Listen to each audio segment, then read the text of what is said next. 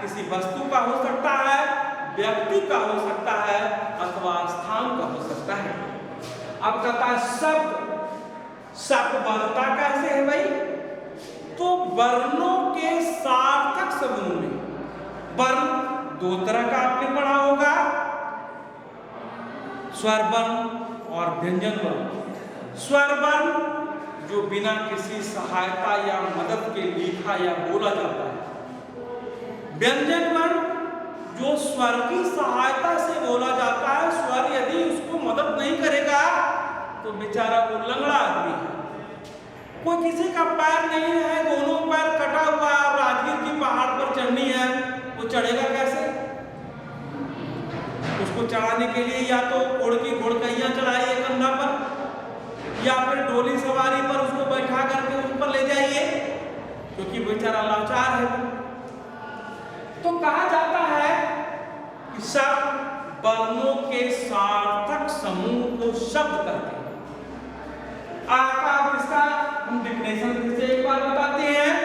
आकारण वैसे शब्द जिसका अंत आ से होता है। अंत का मतलब समाप्त हो जाना। जब आप खाना खाते हैं तो अंत कब कैसे करते हैं?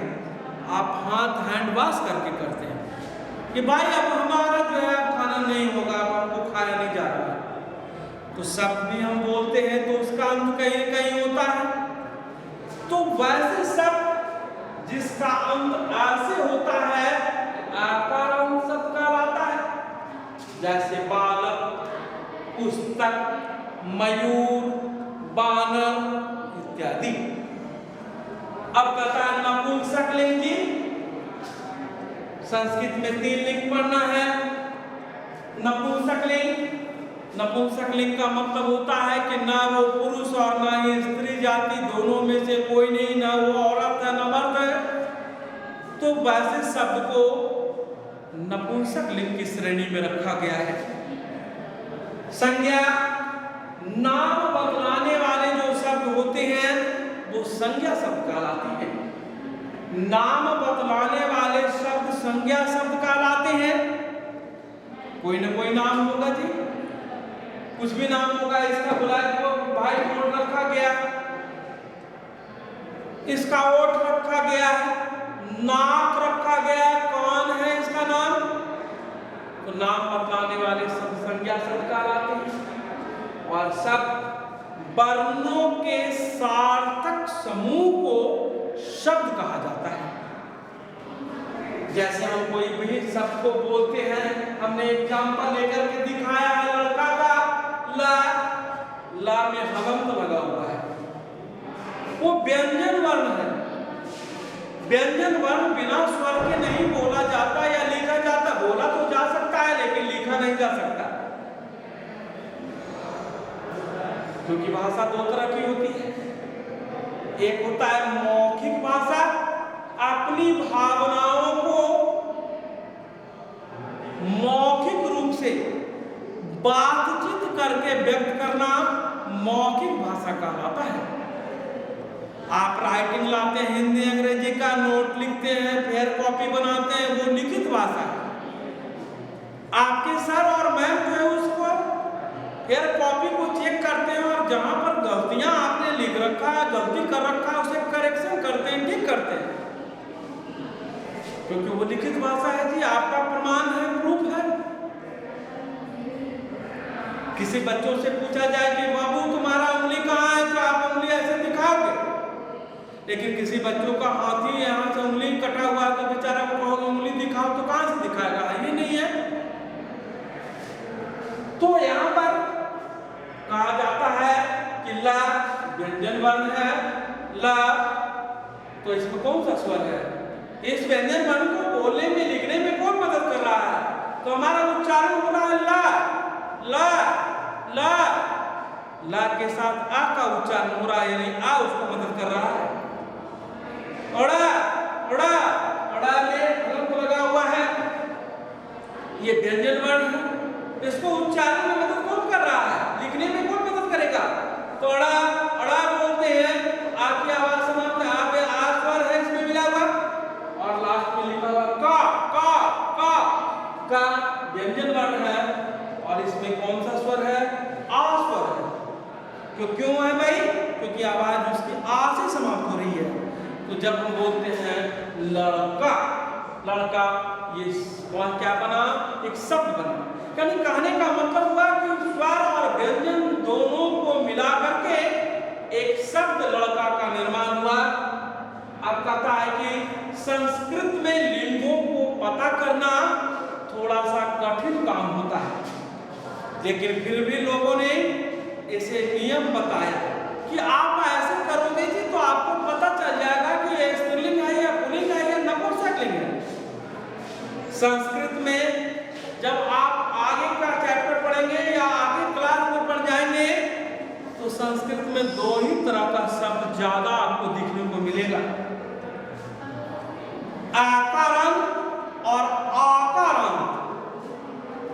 अब यहाँ पर दो तरह का ही शब्द मिलेगा जी आपको, आकारांत यानी आ से समाप्त होने वाला और आकारांत आ से समाप्त होने वाला। अब दो तरह के शब्द में लिंग कितने का है? 3, पुल्लिंग, स्त्रीलिंग, नपुंसकलिंग। अब 3 लिंगों को 2 तरह के शब्दों में बांटना थोड़ा कठिन काम है जी। 2 आपके पास टॉपी है और 3 आदमी के बीच में बांटना है, डिस्ट्रीब्यूट करना है, कैसे करोगे आप? अब इसका विकल्प है कि एक आदमी को जो है समुचे दे दोगे और बाकी एक बचेगा उसको आधा आधा तोड़ोगे, तोड़ना ही पड़ेगा और क्या रास्ता बच रहा है। ठीक उसी तरह से 2 तरह के शब्दों में 3 लिंगों को उन्होंने बांटा। कैसे बांटा? 3 लिंग कौन कौन था? पुल्लिंग, जिससे पुरुष जाति का बोध होता है, स्त्रीलिंग जिससे स्त्री जाति का बोध होता है, और नपुंसकलिंग जिससे न ही पुरुष और न स्त्री दोनों में से किसी का बोध नहीं होता। तो अब इन्होंने 2 तरह के शब्दों में आकारांत और आकारांत शब्दों को 3 लिंगों में बांटा। तो स्त्रीलिंग को कहा गया कि आकारांत वाला जितना भी शब्द होगा, आ से समाप्त होने वाला जो भी शब्द होगा, स्त्रीलिंग संज्ञा शब्द एक वचन होगा। बन गया जी? 2 तरह का शब्द था और 3 आदमी था, 3 लिंग था।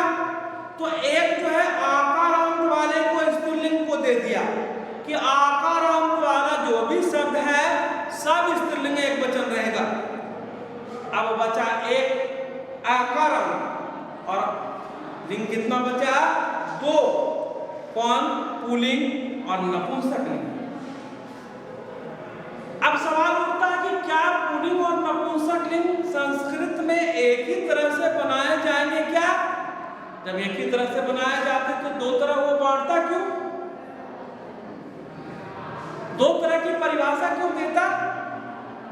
तो पुल्लिंग शब्दों के लिए क्या नियम उन्होंने बनाया? यहाँ पर लिखा हुआ है बनाने का नियम। संस्कृत में पुल्लिंग संज्ञा शब्द एक वचन कैसे बनाते हो? तो नियम क्या दिया कि जब आप आकारांत वाले शब्द में, क्यों? क्योंकि पुल्लिंग और नपुंसकलिंग आकारांत वाला ही शब्द होगा।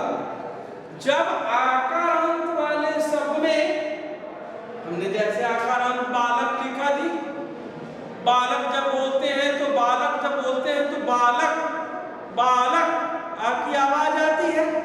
तो आकारांत वाले शब्द में जब आप विसर्ग जोड़ देते हो, आकारांत वाले शब्द के अंत में जब आप विसर्ग जोड़ते हैं तो नया शब्द एक बनता है बालक में विसर्ग जुटा बालका।